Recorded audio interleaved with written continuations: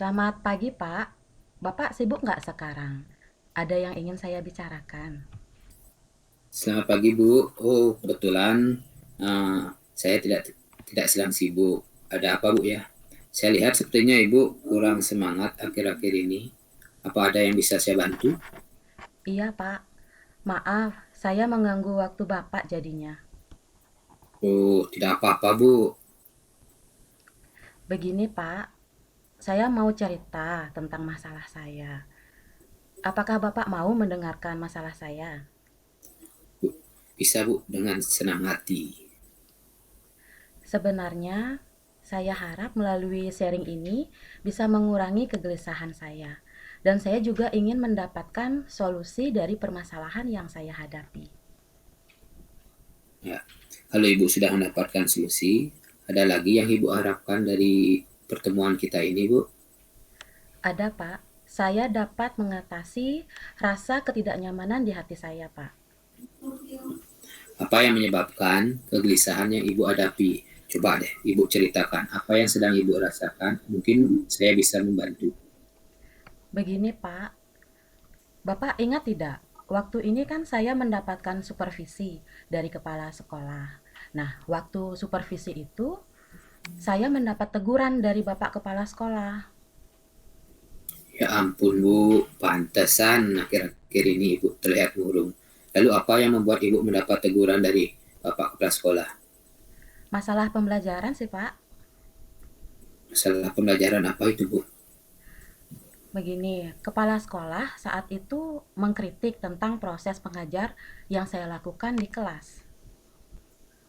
Oh, proses mengajar yang bagaimana? Bisa Ibu ceritakan secara rinci apa hal-hal yang menjadi sumber kegelisahan Ibu?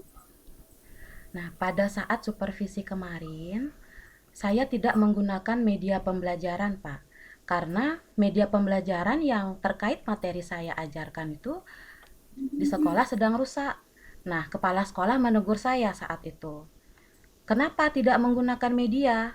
Nah, saat itu saya bilang sama Bapak Kepala Sekolah, apa saya harus membeli media memakai uang pribadi kalau di sekolah tidak ada medianya, Pak? Nah, saat itu beliau sepertinya terlihat tersinggung pada saat saya mengatakan itu, Pak. Jadi masalahnya gitu Bu ya. Memang sih di sekolah kita banyak media pembelajaran yang rusak dan tidak bisa digunakan. Lalu bagaimana biasanya Ibu menjelaskan tentang materi pembelajaran yang membutuhkan visualisasi agar siswa bisa lebih memahami Bu? Kalau saya sih biasanya menggunakan gambar yang saya print, lalu saya bagikan kepada siswa, atau kadang saya menggunakan LCD untuk menunjukkan video atau media pembelajaran yang saya buat sebelumnya, Pak. Nah, mengapa Ibu tidak pada saat itu tidak membuat yang seperti itu Bu? Saat supervisi itu harusnya Ibu membuatnya seperti itu. Begini, Pak, akhir-akhir ini waktu saya itu sangat tersita, Pak. Karena saya juga mendapat tugas tambahan lain. Nah, jadi selain mengajar, saya kan mendapat tanggung jawab nih menjadi pengelola dana BOS. Nah, yang kebetulan itu deadline-nya itu barengan sama supervisinya. Nah, jadi waktu saya itu benar-benar tersita, Pak. Jadi saya tidak sempat menyiapkan medianya.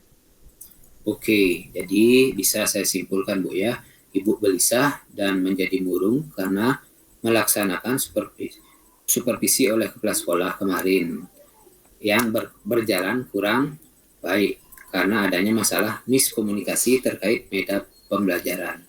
Juga Ibu merasa kesulitan mengatur waktu karena deadline tugas dana BOS berbarengan dengan kegiatan supervisi.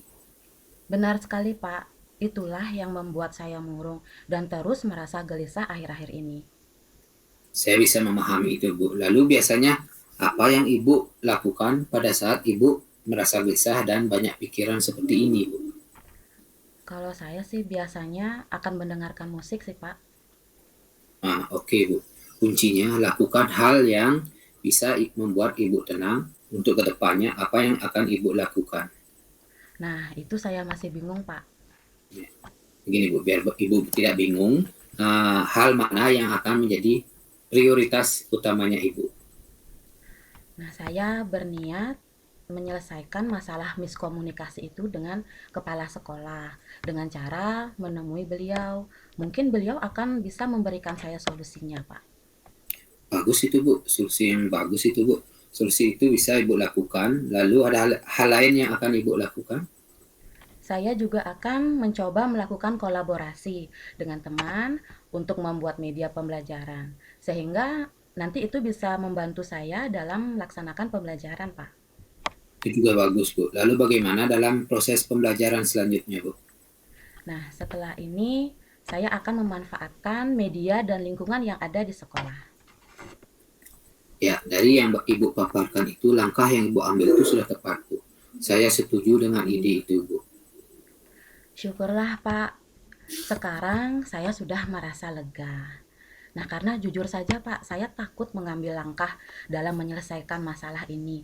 Apalagi kalau sudah berurusan dengan atasan kita. Agak khawatir sih, Pak, takut salah langkahnya. Syukurlah Bu, Ibu sudah merasa lega. Lalu, dari yang sudah Ibu rencanakan tadi, komitmen apa yang akan Ibu lakukan untuk menjalankan rencana itu? Untuk hal itu, dalam proses belajar mengajar, tentunya saya akan mengacu pada kurikulum.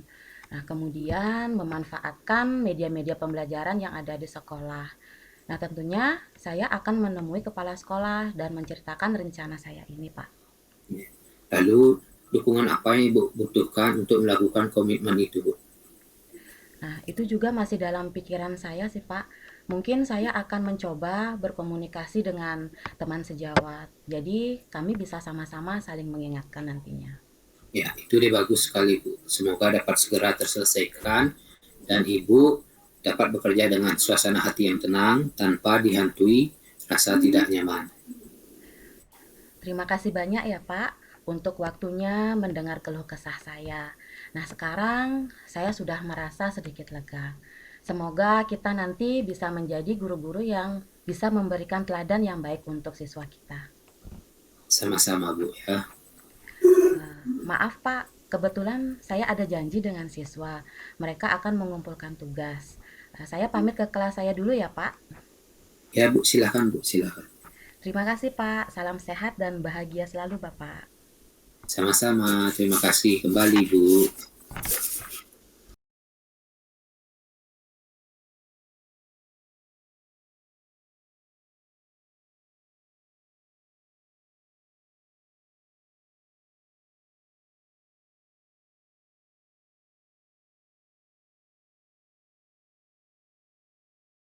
Well done! Well I will leave the light on.